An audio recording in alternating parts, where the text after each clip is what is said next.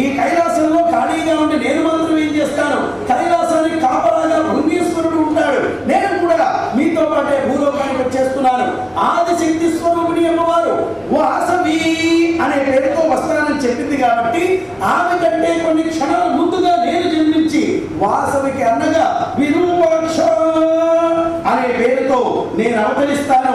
మీకు సర్వ సైన్యాధ్యక్షుడుగా ఉండి నేను మిమ్మల్ని రక్షిస్తాను అని సాక్షాత్తు నందియే విరూపాక్ష గుప్త అనే పేరుతో ఆ నందీశ్వరుడే వచ్చాడు. ఆ ఆదిపరాశక్తి స్వరూపిణి శ్రీ వాసవి కన్యకా పరమేశ్వరి అని ఇలా 8 మంది దేవతలు 8 వరాలిచ్చిన కారణంగానే ఆ లోకం నుంచి ఈ లోకానికి వైశ్యులు రావడానికి సమ్మతించారు. ఈ ప్రకారంగా పెనుగొండ అనే మహానగరంలో కుసుమ శ్రేష్ఠి జన్మించబోతున్నారు. ఇలాంటి వైశాఖ మాసంలో ఎవరెవరు జన్మించారో పొదలో జన్మించడానికి గల ప్రాముఖ్యత మీకు అర్థమవుతుంది. శంకర జయంతి శంకరాచార్యుల వారు కాలనీలో ఆదిశంకరులు జన్మించినటువంటి మాసం వైశాఖ మాసం. అదే ప్రకారంగా హనుమ జయంతి ఆంజనేయ స్వామి కూడా ఈ వైశాఖ మాసంలోనే జన్మించాడు. పరశురామ జయంతి పరశురాముడు కూడా, భావన ఋషి ఆయన కూడా వైశాఖ మాసమే, అన్నమయ్య ఆయన కూడా వైశాఖ మాసంలోనే జన్మించాడు.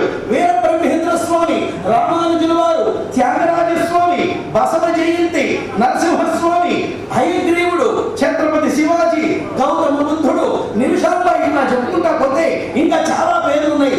ఇంతమంది పుణ్యాత్ములు మహాత్ములు పూజనీయులు జన్మించినటువంటి మహత్తరమైన మాసం వైశాఖ మాసం. ఒక మాటలో చెప్పాలంటే పూజనీయులు మహాత్ములు వైశాఖ మాసంలో జన్మిస్తారని అనుకోవచ్చును, మహాత్ములు పూజనీయులు ఈ మాసంలో పుట్టిన వాళ్ళు అవుతారని అనుకోవచ్చును.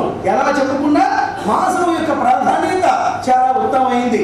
మీరు కూడా వైశాఖ మాసంలో కానీ పుట్టి ఉంటే మీరు కూడా గొప్పవాళ్లే.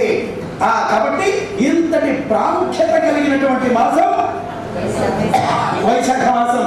మరి పెనుగొండలోనే అమ్మవారు జన్మించింది. 8 పెనుగొండలోనే భారతదేశంలో.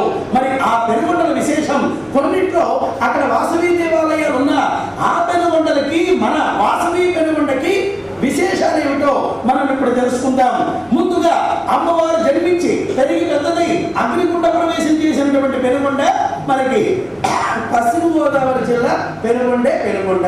మరి ఈ పెనుగొండ కాకుండా మరొక పెనుగొండ అనంతపురం జిల్లా రాయలసీమలో పుట్టపత్రికి దగ్గరలో మరి ఇంకొక పెనుగొండ ఉన్నది.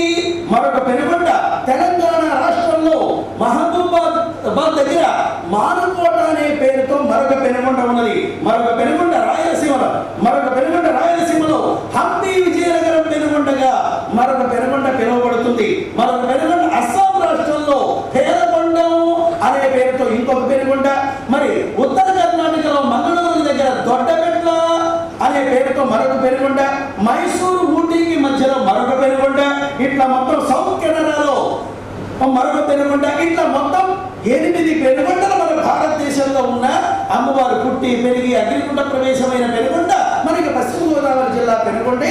మరి పెనుగొండ మరి ఏమంటే ఈ రోజు మనం పెనుగొండ వెళితే ఇక్కడే అమ్మవారు పుట్టింది, ఇక్కడే అమ్మవారు పెరిగింది, ఇక్కడే గుండెల్లో దూకింది అని మనం పిల్లలకి ఏమన్నా చెప్పడానికి ఏమైనా ఆధారాలు ఉన్నాయా అని చాలా మందికి ఒక సందేహం ఉంటుంది. అమ్మ ఏ పెనుగొండలో లేనటువంటి మరిన్ని ఆధారాలు ఈ ఒక్క పెనుగొండలోనే ఉన్నాయి.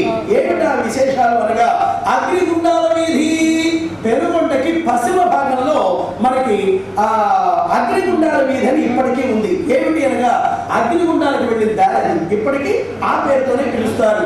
మరి అలాగే అగ్నిగుండ ప్రవేశం అయిన తర్వాత మన ఆర్యవేశ్వరుడు 102 గోత్రీకులు 102 లింగాలను కాశీలోని హరిశ్చంద్ర ఘాట్ లో కొన్ని మరొక 102 లింగాలను ఆ కాశీ నుంచి తీసుకొచ్చి లింగాల వీధి అనే చోట అంటే జనార్దన స్వామి దేవాలయం వీధిలో 102 లింగాలను ప్రతిష్ఠించారు.